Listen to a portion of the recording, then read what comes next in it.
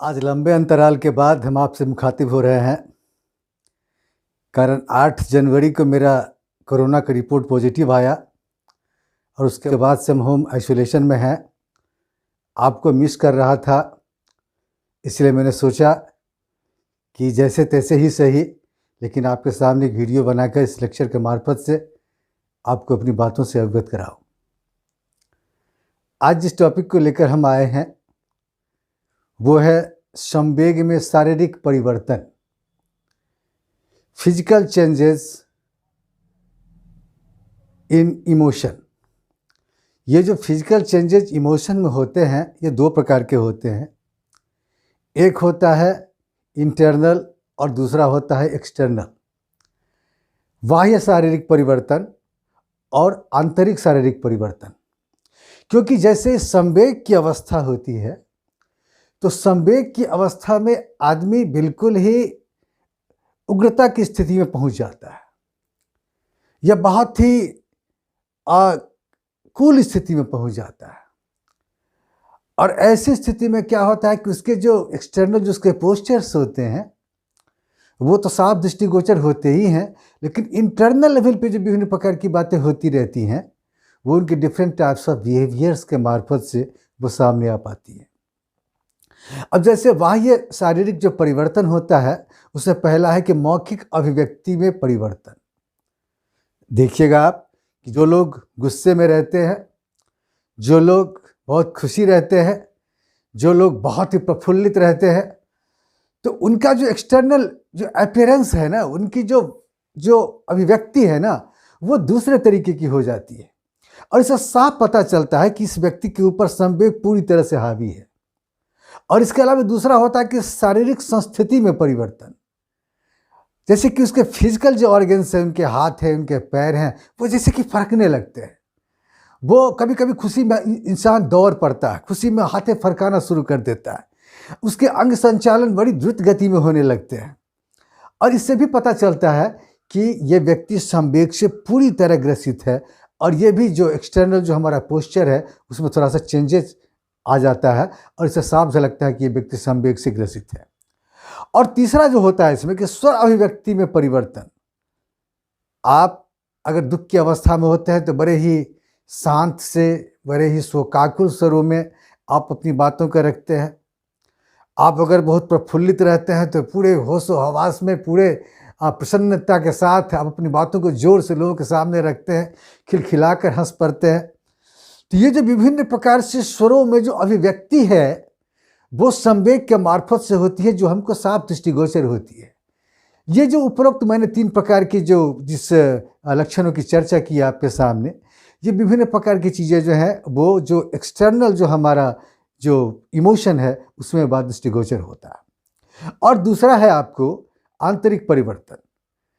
कभी कभी क्या होता है कि संवेग की स्थिति में अंदर ही अंदर कुछ न कुछ परिवर्तन होता रहता है जो हमको ज़्यादातर दिखाई नहीं पड़ता। बहुत गौर करने पर जो अनुभवी लोग होते हैं वो उस बात को भांप पाते हैं। जिसमें कि पहला है आपको सांस की गति में परिवर्तन। जनरली देखिएगा कि जो व्यक्ति संवेग से ग्रसित होता है, जिस व्यक्ति पे संवेग हावी होता है, ऐसे व्यक्ति के सांस में की गति में परिवर्तन हो जाता है। जनरली जो हमारे सांस की गति होती है वो सांस की गति का अनुपात 1:4 का होता है।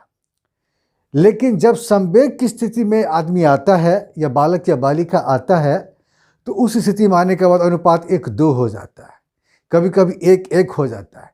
जल्दी जल्दी सांस लेना, जल्दी जल्दी लोग सांस छोड़ना प्रारंभ कर देते हैं। तो ये सांसों की जो गति है ना, इसमें भी परिवर्तन हो जाता है जब हम अंदरूनी स्तर पे हमारे भीतर संवेग होता है। और इसके अलावा आता है कि रक्तचाप में परिवर्तन। जनरली आप देखिएगा कि जिन लोगों में संवेग की स्थिति होती है, संवेग की मनस्थिति से गुजरते हैं, ऐसे लोगों में का जो ब्लड प्रेशर है वो नॉर्मल नहीं होता। अगर दुख से संबंधित कोई संवेग है, घृणा से संबंधित कोई संवेग है, तो फिर उसका बीपी लो हो जाता है। जैसे अगर आदमी गुस्से में आ जाता है या मान लीजिए बहुत ही खुश हो जाता है, बहुत ही प्रफुल्लित हो जाता है, तो ऐसी स्थिति में उसका ब्लड प्रेशर हाई हो जाता है, तो बीपी फ्लक्चुएट करता रहता है। तो जब भी इंसान या कोई भी प्राणी जब संवेग की स्थिति से गुजरता है तो उसका जो ब्लड प्रेशर है वो निश्चित रूप से प्रभावित होता है और उसमें जो है उतार चढ़ाव उसमें आता रहता है। तीसरा होता है कि रक्त में भी रासायनिक परिवर्तन होता है। आप जनरली देखिएगा कि रक्त में जब व्यक्ति संवेग की दशा में रहता है तो एड्रेनलिन जो है वो का स्राव होता रहता है। हमारी जो विभिन्न प्रकार की अंतःस्रावी ग्रंथियां हैं, जिन ग्रंथियों के स्राव पर ही हमारा विभिन्न प्रकार का क्रियाकलाप हमारा निर्भर करता है। तो क्या होता है कि कभी कभी जब हम संवेगात्मक रूप से बड़ी उद्विग्नता की स्थिति में रहते हैं, आखिरी गेंद पे छक्का लगाना है, आखिरी गेंद है, आखिरी विकेट है, ऐसी स्थिति में आदमी संवेगात्मक रूप से बिल्कुल उद्विग्न हो जाता है। या फिर आखिरी मिनट है, एक गोल उतारना है, अगर एक गोल ना उतारेंगे तो हम इस मैच को हार जाएंगे। तो ऐसी स्थिति में क्या होता है कि एड्रेनलिन जो है उसका स्राव होना शुरू हो जाता है और फिर क्या कहते हैं कि हम उस काम को कर डालते हैं। बहुत ही तेजी आ जाती है हमारे भीतर, ताकत आ जाती है हमारे भीतर, या फिर हमारे रक्त में चीनी की मात्रा बढ़ जाती है। आप जनरली देखिएगा कि बहुत सारे बच्चों के भीतर, बहुत सारे प्रशिक्षुओं के भीतर इस प्रकार के दौर आते हैं ना, तो फिर उसमें रक्त में शर्करा की मात्रा बढ़ जाती है या और भी विभिन्न प्रकार के जो रासायनिक परिवर्तन जो है वो खून में होने लगते हैं, जैसे कि लाल रक्तकण की संख्या उसमें ज़्यादा बढ़ जाती है। तो ये जो इस प्रकार की बातें आती हैं तो इससे साफ परिलक्षित होता है कि वो व्यक्ति संवेगात्मक रूप से ग्रसित है। इसके अलावा जो सबसे महत्वपूर्ण कारण होता है कि पाचन क्रिया में परिवर्तन आ जाता है। हमारा जो डाइजेस्टिव सिस्टम है ना वो प्रभावित हो जाता है। इसके ऊपर बहुत सारे लोगों ने इसके ऊपर प्रयोग किया है। खासकर आपको कैनन ने एक बिल्ली के ऊपर प्रयोग किया। एक भूखी बिल्ली को रखा गया सामने में और फिर उसके सामने खाना वो खा रही थी और खाने के साथ साथ जो पाचन क्रिया है उसकी वो भी प्रारंभ थी भीतर में। लेकिन ऐसी स्थिति में एक कुत्ते को सामने लाया गया तो देखा गया कि बिल्ली गुस्से में आई और डर से कांप गई। भय का संवेग और क्रोध का संवेग दोनों एक साथ उसके भीतर आया और इससे क्या हुआ कि कुत्ते के चले जाने के बाद भी 15 मिनट तक उसकी पाचन क्रिया अवरुद्ध रही। कारण क्या होता है कि जब हम संवेगात्मक स्थिति से गुजरते रहते हैं ना, तो ऐसी स्थिति में जो हमारे मुंह में लार नहीं बनते, हमारे जो डिफरेंट ऑर्गन्स जो विभिन्न प्रकार के रसों का स्राव करते हैं डाइजेस्टिव सिस्टम में, वो सही रूप से स्राव नहीं करते और फल क्या होता है कि हमारा जो पाचन क्रिया है या तो मंद पड़ जाता है या बहुत हद तक वो रुक जाता है।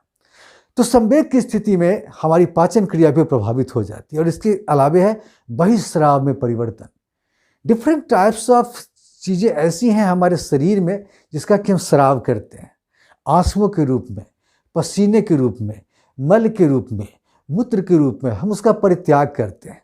जनरली क्या होता है कि जब हम संवेगात्मक दशा में होते हैं, जब संवेग की स्थिति से हम गुजरते हैं तो इसमें तेजी आ जाती है। अगर हम रोते हैं तो बहुत तेजी में रोते हैं, हमारी आंखों से ज़्यादा आंसू आना शुरू हो जाता है।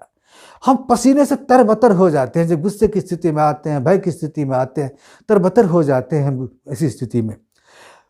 वो क्या कहते हैं कि वो जो मल मूत्र का जो परित्याग है वो भी इससे प्रभावित हो जाता है। तो साफ है कि ये भी परिवर्तन होता है। इसके अलावे हृदय गति और नाड़ी गति में भी परिवर्तन हो जाता है। जब हम बहुत गुस्से से लाल हो जाते हैं, जब हम बहुत क्रोधी हो जाते हैं, जब हम बहुत डर जाते हैं, जब हम बहुत क्या कहते हैं कि वो दुख की अवस्था में चले आते हैं, तो ये डिफरेंट टाइप्स से फंक्शन करने लगता है हमारा जो हृदय है या फिर जो हम नाड़ी है। हमारी नाड़ी की गति या तो धीमी पड़ जाती है या फिर तेज हो जाती है। बहुत सारे संवेग ऐसे हैं जिसके कारण से क्या होता है कि हमारी हृदय की धड़कन तीव्र हो जाती है। 1 मिनट में जितना धड़कना चाहिए उससे ज़्यादा धड़कता है और कभी कभी ऐसा होता है 1 मिनट में जितना धड़कना चाहिए उससे कम धड़कता है। उसी प्रकार से नाड़ी की गति में भी ऐसा हो जाता है कि ब्लड सर्कुलेशन हमारा प्रभावित हो जाता है और उससे क्या होता है कि हमारा ब्लड प्रेशर प्रभावित होता है। तो साफ है कि जब हम संवेग की दशा में होते हैं तो हमारे भीतर इस प्रकार के परिवर्तन होते हैं और इसके अलावे मस्तिष्क के तरंगों में परिवर्तन होते हैं। आप देखते हो, आपने विभिन्न किताबों में पढ़ा होगा कि जब हम विभिन्न प्रकार के संवेगात्मक दशा में होते हैं तो उस दशा में आने के बाद हमारे मस्तिष्क में जो विभिन्न प्रकार की तरंगें हैं वो हिलकोरे मारने लगती हैं और कभी कभी ऐसा होता है कि जो हमको जब तरंगे जितनी तेजी से वो हिलकोरे मारती हैं या फिर वो तरंगे सही रूप से प्रभावित नहीं होती, तो क्या होता है कि हमारा व्यवहार प्रदर्शित हो जाता है, हमारे बिहेवियर में डिजॉर्डर आ जाता है। तो साफ है कि जब भी हम संवेगात्मक दशा से गुजरते हैं तो हमारे भीतर इस प्रकार के एक्सटर्नल और internal different types of changes आ जाते हैं, जो कि हमारे विभिन्न प्रकार के व्यवहारों को प्रदर्शित करते हैं। इसी क्रम को हम कोशिश करेंगे कि हम आगे दूसरे वीडियो में हम फिर से अपनी बातों को सामने रखें।